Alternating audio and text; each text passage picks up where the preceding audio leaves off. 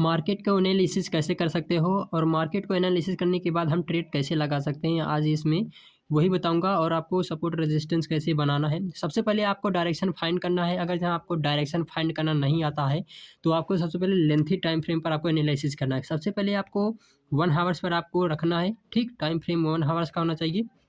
देख सकते हो टाइम फ्रेम 1 हावर्स पर रखने के बाद अब हमें सबसे पहले एक सपोर्ट और रेजिस्टेंस को निकालना है। यहाँ पर एक मेरा सपोर्ट बन गया, दूसरा मेरा रेजिस्टेंस बन गया। ये मेरा क्लियर हो गया कि मेरा सपोर्ट कौन सा है और मेरा रेजिस्टेंस कौन सा है। अगर जहाँ मार्केट इस पर आया है, ठीक, इस वाले को कनेक्ट कर रहा है तो आपका एक रेजिस्टेंस बन गया है।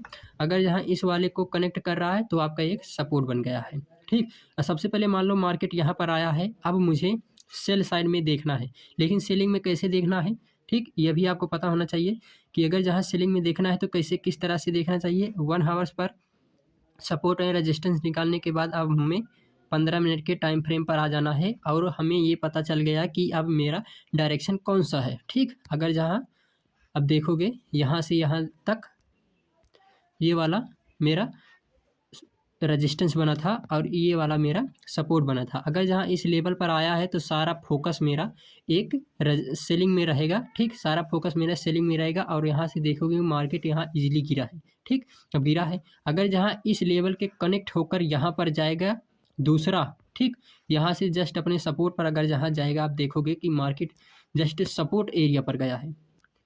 अगर जहाँ एक बार ये सेलिंग हुई, सेलिंग होकर मार्केट नीचे गया, नीचे जाने के बाद जस्ट अपने उसी लेवल में सपोर्ट के लेवल में पहुंचा। अब जिनका सेल साइड का डायरेक्शन छूट गया है पहली बार, वो इस वाले मूवमेंट को वेट करेंगे यहाँ तक आने के लिए। ठीक, थोड़ा सा तिरछा गया। जिनका सेलिंग का मूवमेंट छूट गया था वो इस डायरेक्शन में आने के लिए वेट करेंगे कि मार्केट इस डायरेक्शन में आए, उसके बाद मैं यहाँ से सेल करूँ। ठीक, अब मार्केट तो पहले गिरा, अपने सपोर्ट पर आया, सपोर्ट पर आने के बाद अब मार्केट फिर से उठा और जस्ट अपने उसी डायरेक्शन में गया जहाँ से पहला वाला इस लेवल में कनेक्ट हो रहा था। ठीक, अब यहाँ से अगर जहाँ कनेक्ट हुआ तो जिनका पहला वाला मूवमेंट छूट गया था सेलिंग का, वो इस लेवल पर सेलिंग करेंगे। अब मार्केट जब सेलिंग करेंगे तो मार्केट यहाँ पर आना चाहिए। पहली बार जिसका बाइंग का डायरेक्शन छूटा था कि मेरा ट्रेड छूट गया, मेरा मूवमेंट छूट गया, अब मैं इस लेवल में आने के लिए इंतज़ार करूँगा, वेट करूँगा, उसके बाद फिर से मैं मार्केट को यहाँ पर अपना ट्रेड लगाऊँगा। ठीक, सब लोग ऐसे ही फाइंड करते हैं।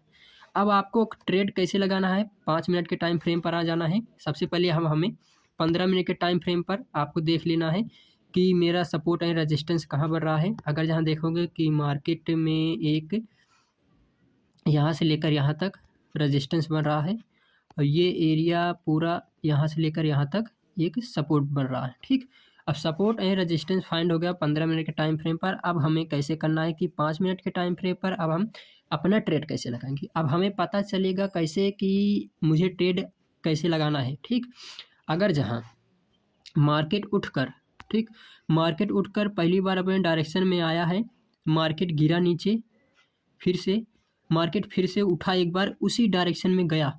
अब जिनका जिनका ये वाला सेल साइड का पहला मूवमेंट छूटा था वो दूसरी बार यहाँ पर सेलिंग करेंगे और मार्केट यहाँ से धड़ाम से गिरेगा।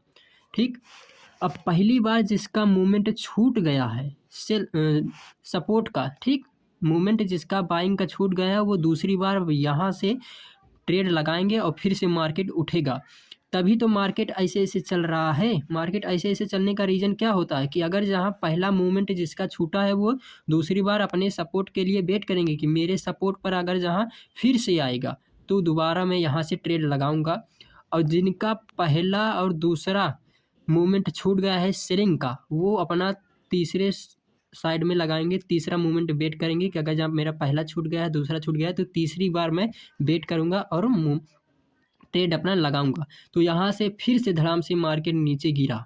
ठीक, ठीक, अब यहाँ से मार्केट अगर जहाँ उठ रहा है तो सेम डायरेक्शन वही फॉलो करेगा कि जिनका जिनका मूवमेंट बाइंग का छूट गया है पहला और दूसरा, वो तीसरे पर वेट करेंगे कि मार्केट अगर जहाँ आएगा तो मैं यहाँ पर सेल करूँगा, बाइंग करूँगा, अदरवाइज मैं ट्रेड नहीं लगाऊंगा। ये होता है रूल। ठीक, अब आपको एक सिंपल सा रूल बता दें कि आपको सेलिंग का डायरेक्शन कैसे फाइंड करना है। अगर जहाँ देखोगे कैंडल लिस्टिंग में यहाँ पर एक शूटिंग स्टार बना हो या फिर हैंगिंग मैन बना हो, ये आपको नज़र करना। यहाँ पर शूटिंग स्टार बना है, यहाँ पर हैंगिंग मैन बना है, जस्ट अपने सेलिंग एरिया पर, ठीक, जस्ट अपने रेजिस्टेंस एरिया पर ये बना है। सपोर्ट एरिया पर अगर जहाँ आप देखोगे तो एक पियर्सन कैंडल बना है, ठीक। अब यहाँ पर एक हैमर बना है, ये वाला भी अगर जहाँ आप देखोगे कि एक बड़ा सा यहाँ से लेकर यहाँ तक का कैंडल को अगर जहाँ कंबाइन करोगे तो एक इन्वर्टेड हैमर बना है। तो अगर जहाँ आपको कैंडल के नॉलेज है तो आप सपोर्ट एंड रेजिस्टेंस पर कैंडल के बेस पर ट्रेड लगा सकते हो। तो आज के लिए इतना ही। चैनल अगर जहाँ चैनल पर नए हैं तो चैनल को सब्सक्राइब जरूर कर लेना।